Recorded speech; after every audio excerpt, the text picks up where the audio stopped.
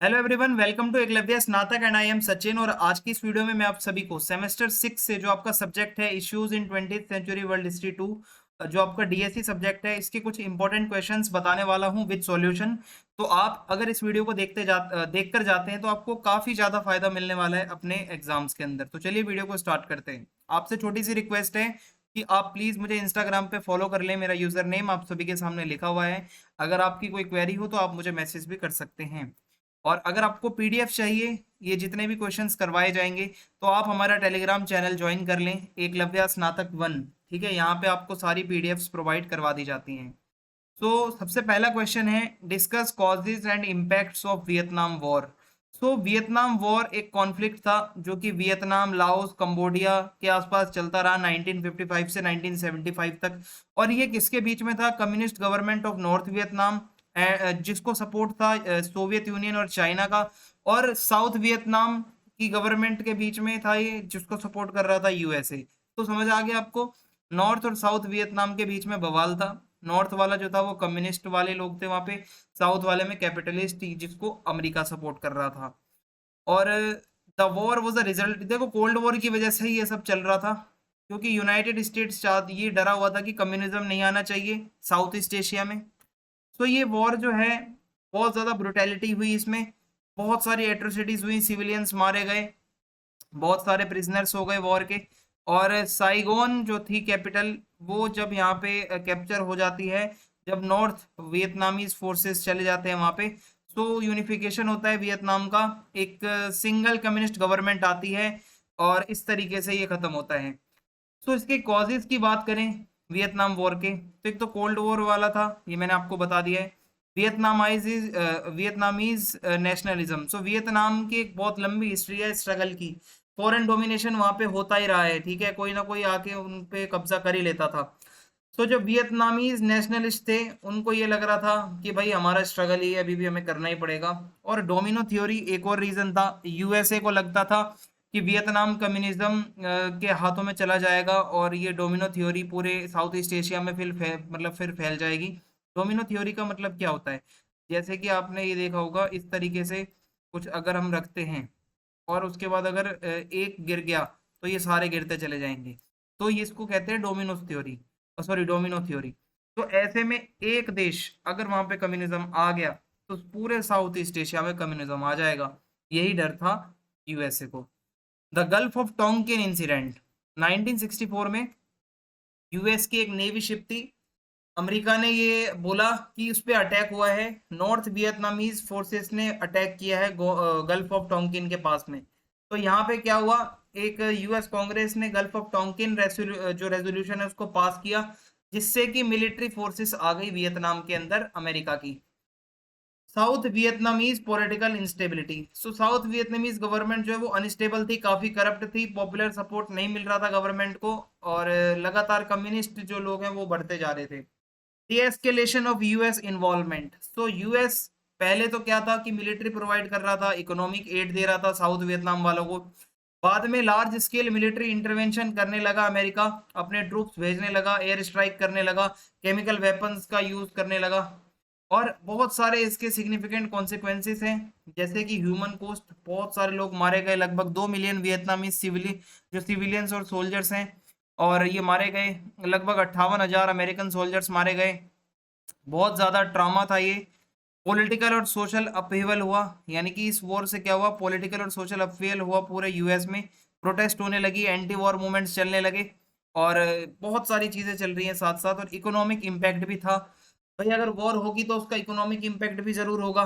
तो यूएस ने billions dollars spend करे मिलिट्री और इकोनॉमिक एड में साउथ वियतनाम के लिए, और इससे क्या हुआ, लॉन्ग टर्म एक इकोनॉमिक इम्पैक्ट भी पड़ा।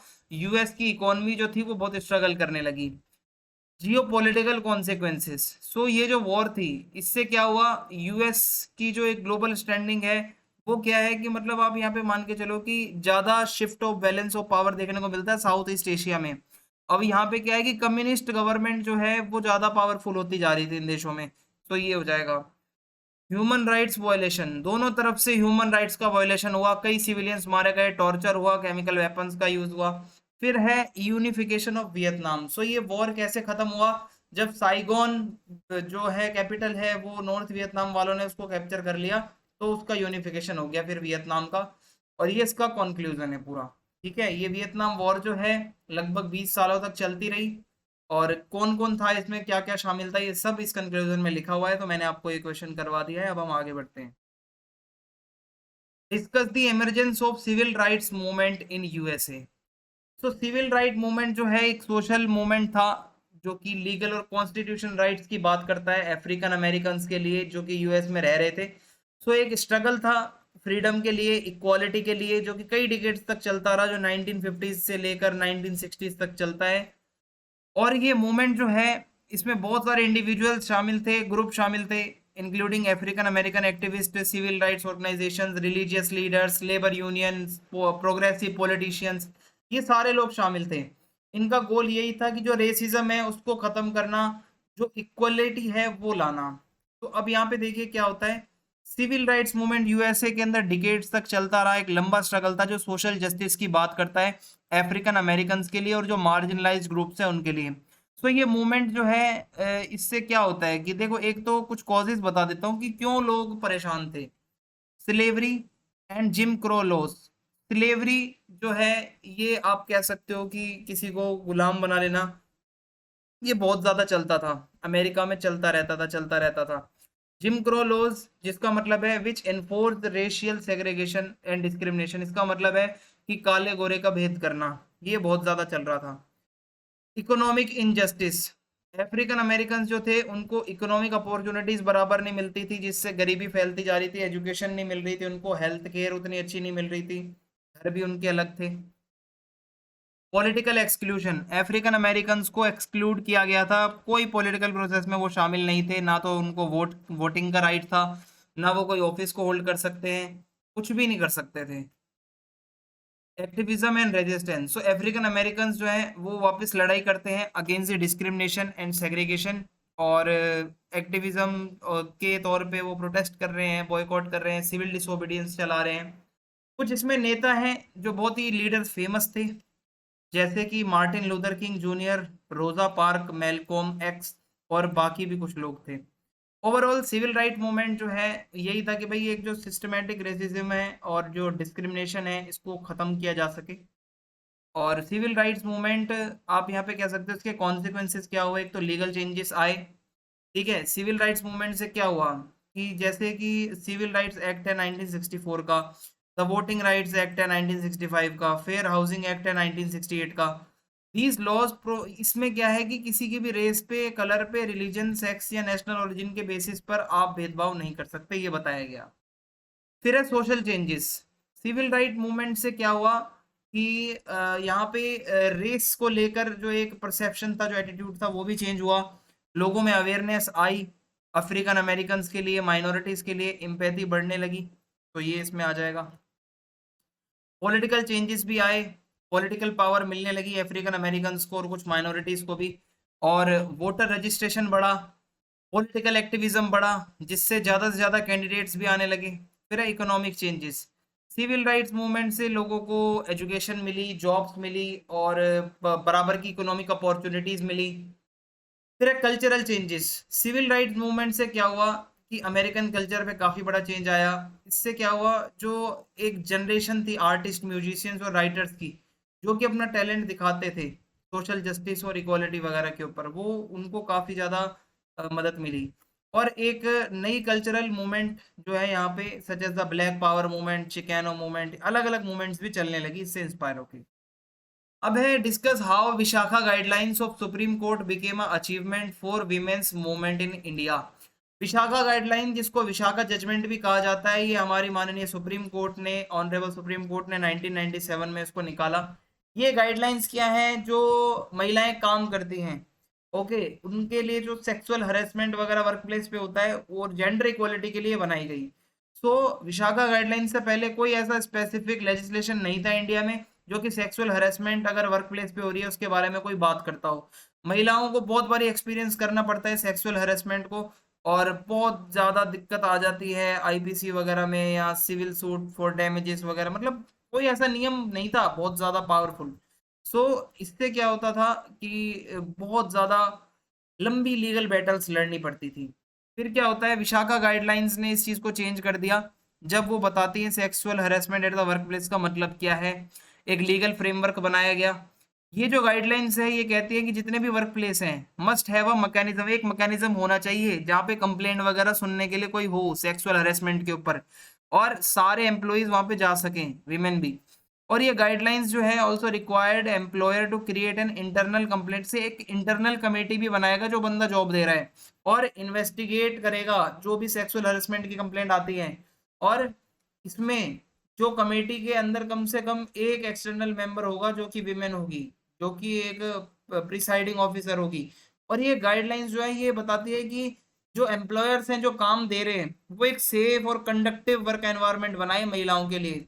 लोग जो है वहाँ पे महिलाएं खासकर सेफ्टी के साथ काम कर सकें, कोई सेक्सुअल हरेसमेंट ना हो। और ये बहुत बड़ी अचीवमेंट है विमेन की लाइफ में, ठीक है, उनकी मतलब विमेन मूवमेंट में, क्योंकि एक क्लियर लीगल फ्रेमवर्क मिल गया सेक्सुअल हरेसमेंट को प्रिवेंट करने का, और इससे अवेयरनेस फैली बहुत ज़्यादा। और ये जो गाइडलाइंस हैं इससे क्या होता है, एक इनेक्टमेंट होता है, एक यहाँ पे हमारे सामने है the sexual harassment of women of work place act 2013, ये एक्ट आता है फिर उसके बाद, ठीक है। इससे क्या है कि और ज़्यादा प्रोविजंस आ गए सेक्सुअल हरेसमेंट्स को लेके। तो ये एक इम्पॉर्टेंट लैंडमार्क है जो विशाखा गाइडलाइंस हैं, जो कि इंस्पायर करती हैं महिलाओं को। To what extent anti-apartheid movement in South Africa was able to address racism? So anti-apartheid movement जो था साउथ अफ्रीका का वो बहुत ही ज्यादा स्ट्रॉन्ग, ठीक है, बहुत ज्यादा स्ट्रॉन्ग एक सोशल और पॉलिटिकल मूवमेंट था,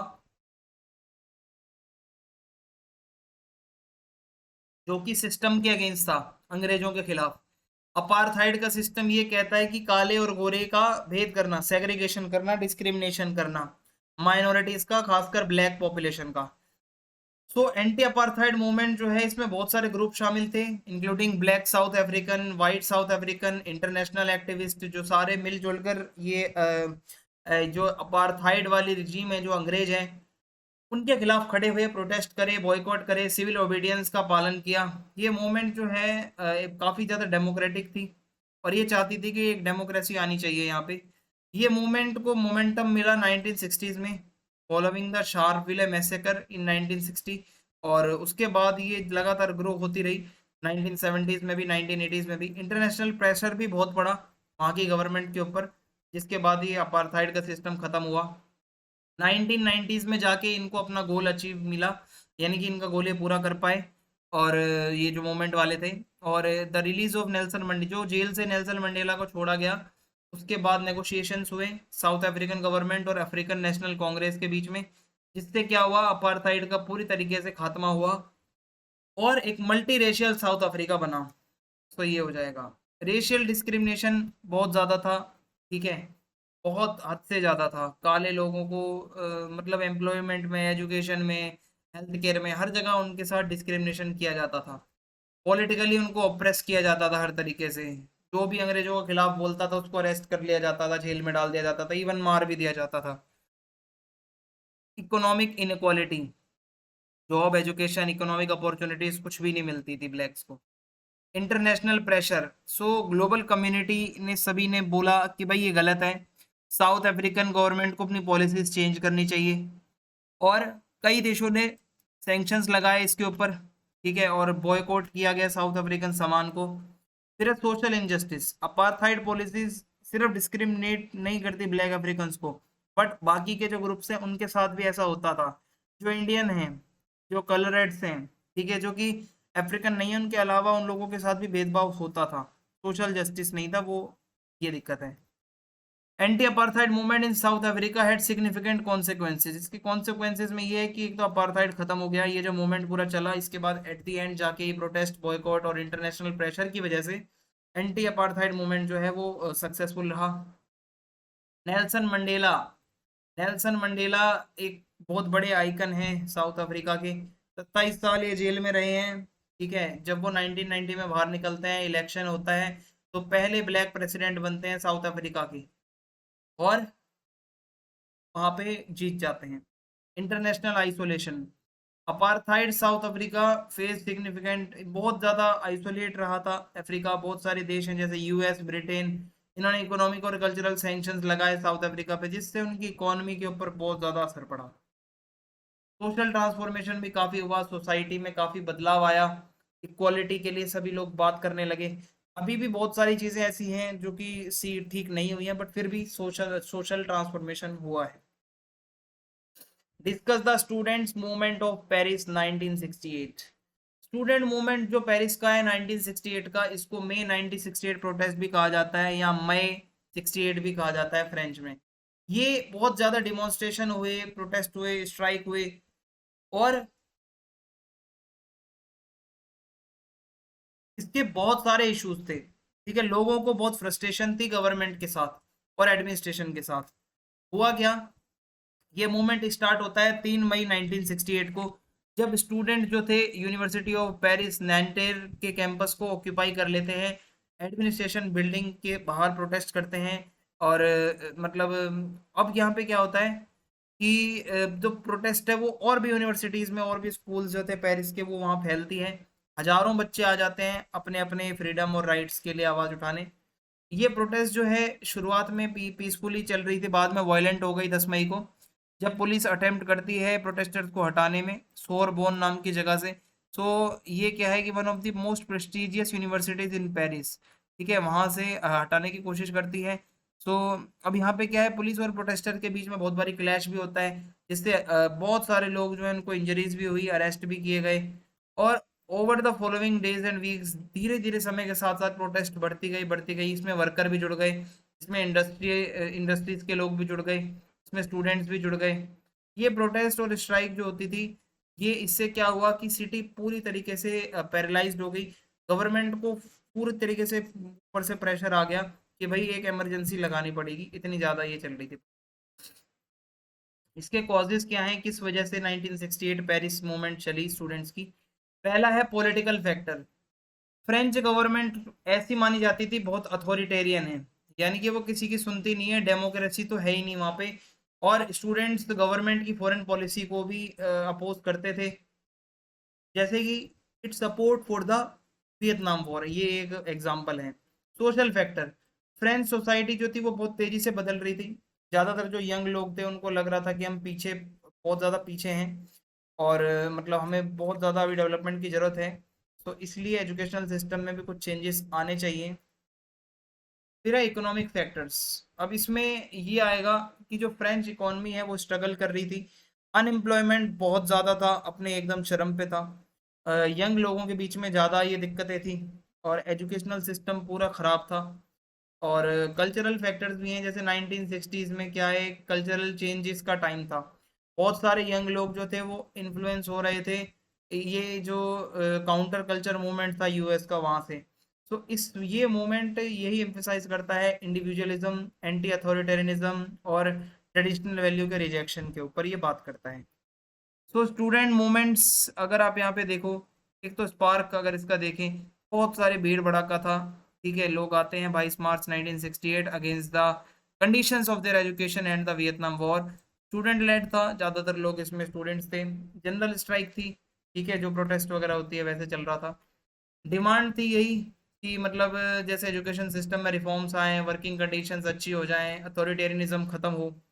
क्रिएटिव टैक्टिक्स, प्रोटेस्टर्स जो होते थे वो बहुत ही क्रिएटिव तरीके से यूज करते थे, जैसे ये यूनिवर्सिटी बिल्डिंग्स को ऑक्यूपाई कर लेते और बैरिकेड्स वगैरह बना देते स्ट्रीट्स में। रिप्रेशन, ये मूवमेंट जो है इसका बहुत रिप्रेशन हुआ फ्रेंच गवर्नमेंट की तरफ से, including the use of riot police, बहुत ज़्यादा पुलिस तैनात कर दी गई, हजारों प्रोटेस्टर्स को अरेस्ट भी किया गया। अब इसके कॉन्सिक्वेंसेस क्या हुए कि एक तो एजुकेशन में काफ़ी रिफॉर्म आए। ठीक है, ये प्रेशर जब पड़ा गवर्नमेंट के ऊपर तो काफ़ी बदलाव किया भाई गवर्नमेंट ने। वर्कर्स राइट, वर्कर के लिए भी आवाज़ उठाई गई थी, उनकी वेजेस के लिए, तो वो भी उनको अच्छी कंडीशन मिली और वेजेस भी उनकी अच्छी हुई, जॉब सिक्योरिटी बढ़ी। पॉलिटिकल चेंज में ये है कि इस मोमेंट से क्या हुआ कि ये चैलेंज मिला फ्रेंच गवर्नमेंट को कि आप कर क्या रहे हो भाई, स्टूडेंट आपके अगेंस्ट खड़े हैं, तो पॉलिटिकल चेंज आया। अब यहाँ पे क्या चेंज आया, ये प्रोटेस्ट की वजह से जो फ्रेंच प्रेसिडेंट है चार्ल्स डी गॉल, ये नेशनल असेंबली को डिसॉल्व करके भाग जाते हैं और नई इलेक्शन की बात करते हैं। इससे क्या होता है कि this led to the election of a left wing government, और लेफ्ट विंग गवर्नमेंट आ जाती है। कल्चरल चेंजेस आते हैं, ये मैंने आपको बता दिया है। ग्लोबल इम्पैक्ट यही है कि इस मूवमेंट से बाकी भी जो लोग हैं वो इंस्पायर हुए हैं। ठीक है, ओवरऑल ये बहुत ही बड़ा एक फ्रेंच हिस्ट्री का टर्निंग पॉइंट था 1968 पेरिस का स्टूडेंट मूवमेंट। अब है decolonisation process in Ghana. Decolonisation process in Ghana मैं आपको बताता हूँ। तो देखो, इसके इंट्रोडक्शन के साथ बताता हूँ। 6 मार्च 1957 को, आफ्टर ओवर 100 ईयर्स, लगभग 100 साल के बाद, जो लोग हैं ब्रिटिश कॉलोनी के, ठीक है, जो पहले जहाँ पे गोल्ड कोस्ट के नाम से जो चीज़ जाना जाता था, वो बाद में उसको उसी को हम घाना कहते हैं। वहाँ पे जो लोग थे वो वापस 1957 के आसपास अपने आप को रूल करने लगते हैं। पहले वो कॉलोनी थे। सो 1957 में गोल्ड कोस्ट जो है वो एक देश बना, रिपब्लिक ऑफ घाना, और ये पहला इंडिपेंडेंट अफ्रीकन, आप कह सकते हो कि एक नेशन है जो आज़ाद हुआ सहारा का। और अब मैं आपको आगे बताता हूँ। तो ये जो आपको मैप नज़र आ रहा है ये घाना का मैप है, ये जो ग्रीन कलर में आपको दिख रहा है। तो यहाँ पे हमें ये बताया जाता है डीकोलोनाइजेशन क्या है। ये एक प्रोसेस है जिसमें कॉलोनीज को इंडिपेंडेंट किया जाता है। सो वर्ल्ड वॉर सेकेंड से क्या हुआ, यूरोपियन डोमिनेंस कम होने लगा था और डाउनफॉल होने लगा था यूरोप का। यूरोप पूरी तरीके से इकोनॉमिकली ड्रेन्ड हो चुका था, बहुत ज़्यादा कर्जे में डूब चुका था। और वॉर खत्म होते होते ज़्यादातर जो उसकी एशियन कॉलोनीज थी वो अब रिकवर करना चाहती थी। अब है ये जो रिलेशनशिप है यूरोपियंस का और घाना के लोगों का, ये बहुत ही दर्द भरा रहा है। सबसे पहले पोर्चुगीज यहाँ पे आए घाना के अंदर 15 सेंचुरी में ट्रेड के लिए, गोल्ड और आइवरी के ट्रेड के लिए। और उन्होंने कोस्ट को मीना कहते थे और गोल्ड मतलब टोटल वो कहते थे कोस्ट मीना, या फिर गोल्ड कोस्ट कहा जाता था इसी जगह को, घाना को। डच आए, स्पेनिश आए, इंग्लिश आए, उन्होंने अपने फोर्ट वगैरह बनाए। पोर्चुगीज सबसे पहले यूरोपियंस थे यहाँ पे आने वाले 1471 में। और गोल्ड कोस्ट जो है ये इसलिए फेमस था क्योंकि यहाँ पे गोल्ड बहुत मिलता था, बहुत ही फेमस था। पोर्चुगीज जो थे उनका काफी इंटरेस्ट था भाई गोल्ड की ट्रेडिंग में और आइवरी की ट्रेडिंग में, पेपर वगैरह में भी। सो 1482 से ही पोर्चुगीज जो थे वो परमानेंट ट्रेडिंग पोस्ट बनाने लगे थे वेस्टर्न कोस्ट के ऊपर, जो कि आज घाना है। पोर्चुगीज जो थे वो अपना डोमिनेंस पूरा बना के बैठे थे ऑलमोस्ट फॉर अ सेंचुरी। और बाय 1598 जो डच लोग हैं वो भी अब यहाँ पे ट्रेडिंग वगैरह स्टार्ट करने लगे। और यहाँ पे मिड 17 सेंचुरी तक इंग्लिश, डेनिश, स्वीडिश ये सारे ट्रेड करने लगे वहाँ पे। फोर्ट्स बनाए जाते थे, तोड़े जाते थे, अटैक होते थे, कैप्चर होते थे, बेचे जाते थे, एक्सचेंज होते थे, तो यही सब चल रहा है। 1946 में जो ट्रूप्स हैं जब डीमोबिलाइज्ड हुए तो वो अपने घर वापस लौटे। और ज्यादातर जो थे उनको अपना काम नहीं मिल रहा था। ये जो सोल्जर्स ज्यादातर आ रहे थे ये घाना में रहते थे और ये अंग्रेजों के लिए लड़े थे वर्ल्ड वॉर में।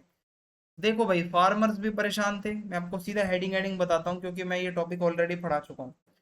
फार्मर्स बहुत ज़्यादा परेशान थे। इनके जितने भी रूल थे फार्मर्स के, मतलब फार्मर फ्रेंडली रूल इतने नहीं थे। और इसके अलावा अगर मैं आपको बताऊं, जो नए नए लोग थे, नए नए बच्चे पढ़ लिख रहे थे, उन्होंने अच्छी खासी रेवोल्यूशंस के बारे में पढ़ा था, पॉलिटिकल साइंस अच्छे से पढ़ी थी बच्चों ने। तो उसके बाद जब नए नए एजुकेटेड एलिट्स आने लगे सोसाइटी में तो उससे भी अंग्रेजों को डर लगने लगा। और पूरे नेशन के अंदर आप अगर देखोगे एक डिस्ट्रेस हो गया, सारे लोग परेशान थे। ठीक है, कॉलोनियल रूल में लाइफ बहुत ज्यादा बेकार चल रही थी। ब्रिटिश लोग बिल्कुल इन्वेस्ट नहीं करते थे एजुकेशन के ऊपर, कुछ भी नहीं करते थे। और वो चाहते थे बस थोड़े बहुत लोग पढ़े लिखे हों जो हमारे लिए काम कर रहे हैं बस, और कोई भी पढ़ा लिखा ना हो। फिर इसके बाद आगे हमें ये बताया जाता है कि ये रीजंस की वजह से ही क्या हुआ, कि एक पार्टी बनाई गई।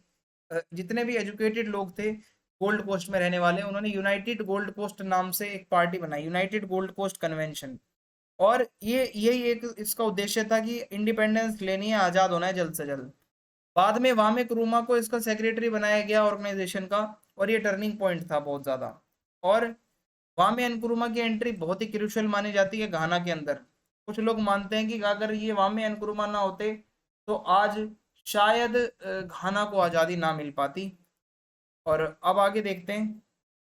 1947 में वामे एनक्रुमा को जो है यहाँ पे बताया गया कि एक गोल्ड कोस्ट में पार्टी बनाई जा रही है और वहाँ पे आपको सेक्रेटरी जनरल बनना है। सो जब वो गोल्ड कोस्ट में आते हैं तो वहाँ के लोग बहुत परेशान थे। सो जब उनको सेक्रेटरी जनरल बनाया जाता है, वो ट्रैवल करते हैं पूरे गोल्ड कोस्ट यानी कि घाना में, वो देखते हैं लोग बहुत परेशान थे। देखो बाकी लोग भी अवामे नक्रुमा को बहुत ज़्यादा पसंद करते थे। बाकी other leaders in the UGCC were seen as untouchable elites but Nkrumah was approachable. बाकी जो नेता थे पार्टी के, वो लोग ऐसा समझते थे कि वो तो बहुत अमीर लोग हैं, हमसे मिलेंगे ही नहीं, कभी हम उनको देख भी नहीं सकते। बट वहाँ में नक्रुमा ऐसे थे कि कोई भी उनको अप्रोच कर सकता था अगर उनसे मिलना चाहे। उनकी पर्सनैलिटी, उनका एटीट्यूड बहुत अच्छा था। अब यहाँ पे सीपीपी बनाई जाती है। कुछ लीडर्स जो थे यूजीसीसी के, उनको ऐसा लग रहा था कि वामे नक्रुमा को बहुत ज़्यादा टाइम लग रहा है भाई, ये जल्दी हमें आज़ाद नहीं करवा पाएगा। और वो यहाँ पे यही होता है कि भाई एनक्रुमा जो है वो ये कह रहे थे कि भाई सेल्फ गवर्नमेंट की ही सिर्फ ये बात करते थे, और इन दोनों में आपस में बन नहीं रही थी। तो एनक्रुमा ने क्या करा, यूजीसीसी से वो खुद ही अलग हो गए। 1949 में उन्होंने खुद की एक पॉलिटिकल पार्टी बनाई, CPP, the convention people's party, जो कि यही कहती है कि सेल्फ गवर्नमेंट की बात करती थी।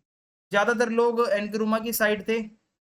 जो पहले लोग यूजीसीसी को अपना सब कुछ समझते थे, बाद में उन्होंने सीपीपी को अपना सब कुछ समझा। और यूजीसीसी में ज्यादातर लॉयर्स थे, एलिट्स थे, बड़े बड़े लोग थे, लेकिन सीपीपी में फार्मर्स, लेबरर, टीचर, आम लोग थे। एनक्रुमा का मैसेज क्लियर और सिंपल यही था कि भाई मुझे आज़ाद कराना है जल्द से जल्दी। तो बहुत दंगे फसाद हुए 1948 तक। ब्रिटिश गवर्नमेंट ने एक कमीशन बिठाई जिसको वॉटसन कमीशन कहा जाता है, ताकि ये पूछा जा सके कि इतना बवाल क्यों मच रहा है घाना में। ये कमीशन ने बताया कि यहाँ के जो लोग हैं उनको गवर्नमेंट में आना है, ठीक है। और वॉटसन रिपोर्ट के रिजल्ट से क्या हुआ, कॉलोनियल गवर्नमेंट ने पहले इलेक्शन करवाए गोल्ड कोस्ट में। एनक्रुमा जो है वो एकरा सेंट्रल सीट से लड़ रहे थे पार्लियामेंट के लिए, जब वो जेल के अंदर बंद थे। सो उसको कोई अपॉर्चुनिटी नहीं थी कैंपेन करे वो जाके, लेकिन फिर भी वो जीत गए। और कॉलोनियल गवर्नमेंट जो है एनक्रुमा को टाइटल देती है प्राइम मिनिस्टर का। उनकी पावर जो थी वो काफ़ी लिमिटेड थी, लेकिन जो भी पावर मिली थी, ठीक है, वो अपने देश को आगे बढ़ाने के लिए वो यूज़ करते हैं। 6 मार्च 1957 को गोल्ड कोस्ट जो है वो रिपब्लिक ऑफ घाना नाम से जाना जाता है। वामे एनक्रुमा वहाँ के पहले प्रेसिडेंट बनते हैं। और वामे एनक्रुमा ने 6 मार्च का दिन चुना अपनी आज़ादी के लिए, क्योंकि यहाँ से क्या है कि एक सेरेमोनियल रिलीज भी था फ्रॉम द 6 मार्च 1844, जब first give the British influence over the country. So Ghana पहली वो कंट्री है जो आज़ाद होती है सहारा की, जो कि आज़ादी पाती है। सो इस तरीके से ये चलता है, ठीक है। अब है चिपको मूवमेंट। चिपको मूवमेंट को आप चिपको आंदोलन भी कहते हैं। ये सोशल और एनवायरमेंटल मूवमेंट था जो कि उत्तराखंड से स्टार्ट होता है 1970s में। और सबसे पहले ये नॉन वायलेंट प्रोटेस्ट था, कोई लड़ाई झगड़ा नहीं हुआ इसमें। ट्रीज को लोग हक कर लेते थे, पकड़ लेते थे ताकि वो कटने से बच सके। कम्युनिटी का पार्टिसिपेशन पूरा था इसमें, जितने भी लोग थे, लोकल कम्युनिटीज वगैरह सब इसमें शामिल थे, डिफोरेस्टेशन के अगेंस्ट थे। और एनवायरमेंटल प्रोटेक्शन, यानी कि चिपको मूवमेंट से ज़्यादातर यही बातें थी कि एनवायरमेंट हमारा प्रोटेक्टेड रहे, हमारे जो नेचुरल रिसोर्सेज हैं वो प्रोटेक्टेड रहे। प्रोटेस्टर्स ये बिलीव करते थे कि फॉरेस्ट हमारी लाइफ का बहुत ही ज़्यादा जरूरी पार्ट है। सस्टेनेबल डेवलपमेंट, चिपको मूवमेंट सस्टेनेबल डेवलपमेंट को प्रमोट करता है और कहता है कि एनर्जी के और सोर्सेज ढूंढ लो, पेड़ क्यों काट रहे हो, जंगल क्यों काट रहे हो। Spread of awareness, Chipko movement की वजह से बहुत ज़्यादा अवेयरनेस फैली, इंपॉर्टेंस जो है इसकी बहुत ज़्यादा है, ठीक है। और ऐसे ही और भी सिमिलर मूवमेंट्स चले भारत में, जैसे अपीको मूवमेंट कर्नाटका का, नर्मदा बचाओ आंदोलन मध्य प्रदेश में। कंक्लूजन यही है कि चिपको मूवमेंट एक बहुत ही सिग्निफिकेंट, बहुत ही सोशल एनवायरमेंटल मूवमेंट है। इसमें लेडीज भी बहुत सारी थी और ये नॉन वायलेंट था। कम्युनिटी का पार्टिसिपेशन था, खासकर विमेन का पार्टिसिपेशन था। एनवायरमेंटल प्रोटेक्शन की बात करता है, सस्टेनेबल डेवलपमेंट की बात करता है, अवेयरनेस फैलाता है। तो ये सारी बातें इसमें आती हैं। सो आई होप आपको ये सारे क्वेश्चन समझ में आए होंगे। प्लीज आप इनको जरूर करके जाएं। अगर वीडियो अच्छी लगी हो तो चैनल को सब्सक्राइब करें और ज्यादा से ज्यादा वीडियो को लाइक करें और शेयर करें। जय हिंद, जय भारत।